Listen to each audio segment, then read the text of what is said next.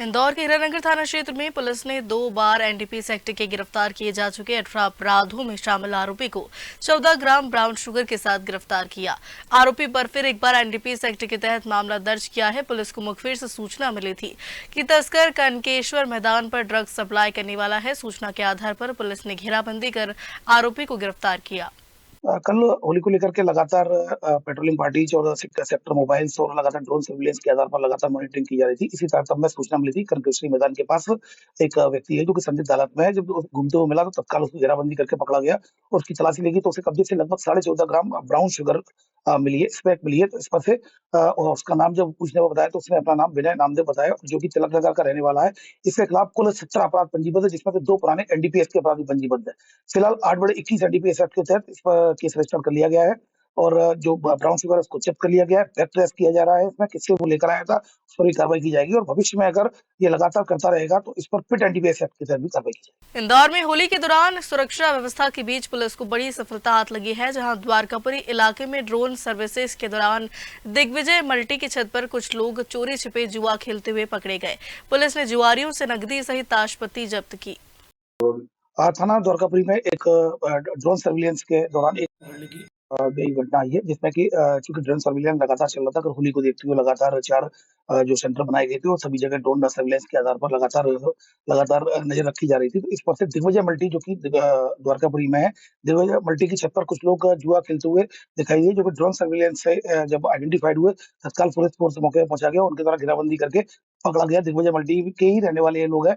ये कुल 8 लोग थे, जिनके कब्जे से लगभग 6200 रुपए और ताशपत्ती भी जब्त की गई, साथ में कुछ मोबाइल भी जब्त किए गए। साथ में इसके अलावा भी अन्य थाना क्षेत्रों में भी 4 जुए की कायमी की गई। 4 केस और अन्य थानों में रजिस्टर्ड हुए हैं। आरोपी को के खिलाफ जुआ एक्ट के तहत कार्रवाई की गई। इंदौर में होली के त्योहार को देखते हुए पुलिस कमिश्नरेट ने शहर भर में कड़ी सुरक्षा व्यवस्था लागू की है, जिसमें 32 थाना क्षेत्रों में पुलिस की विशेष टीमों ने एरियल सर्विलांस, सीसीटीवी कैमरों और मोबाइल पेट्रोलिंग के जरिए लगातार निगरानी रखी। सड़कों पर चेकिंग अभियान चलाकर ट्रैफिक पुलिस ने शराब पीकर वाहन चलाने वालों के खिलाफ सख्त कार्रवाई की। कल इंदौर पुलिस कमिश्नरेट में होली को देखते हुए पर्याप्त व्यवस्था लगाई, जिसमें कि एरियल सर्विलेंस भी चल रहा था और लगातार सेक्टर मोबाइल्स भी रोड पर घूम रही थी।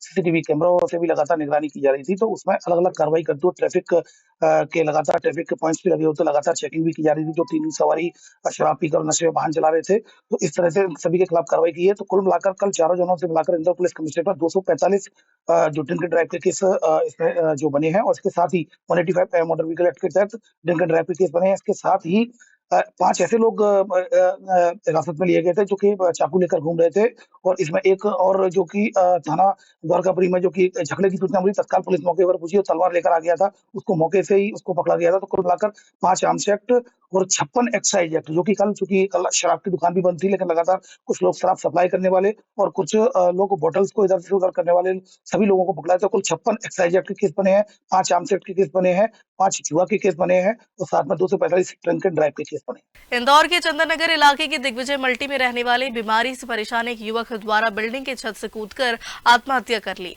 परिजनों ने पुलिस पर देर रात पिटाई से आहत होकर आत्महत्या करने का आरोप लगाया है।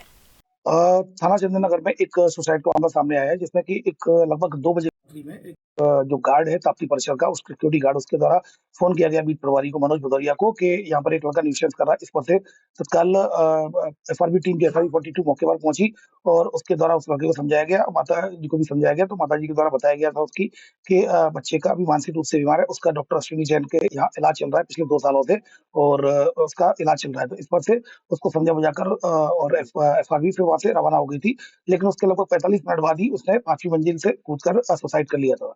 इस पर से फिर पुनः 4:07 पर एफआरबी पहुंची, उसको तत्काल हॉस्पिटल ले जाया गया, लेकिन वहां पर उसकी डेथ हो गई। फिलहाल उसमें मर्ग कायम किया जाकर पोस्टमार्टम किया जा रहा है और आयु तथ्यों के आधार वैधानिक कार्रवाई की जा रही है। आरोप भी लगाए हैं उसके। देखिए, जैसा कि मैंने बताया, जब कोई पॉइंट आता है, जैसा कि मैंने आपको शुरू में ही बताया कि 2 बजे सिक्योरिटी गार्ड के द्वारा बताया गया कि एक लड़का न्यूसेंस कर रहा है। इस पर से पुलिस पहुंची थी और उसकी मां के द्वारा सबको बताया गया कि अब ये न्यूसेंस नहीं करेगा, इसको हम और दरवाजा बंद कर लिया। तो इससे चूंकि समझाने पुलिस गई थी वहां पर और उसके बाद जब 45 मिनट बाद घटना हुई थी और जैसा कि मैंने बताया, पिछले 2 सालों से उसका चूंकि मानसिक रूप से बीमार था, उसका इलाज चल रहा है।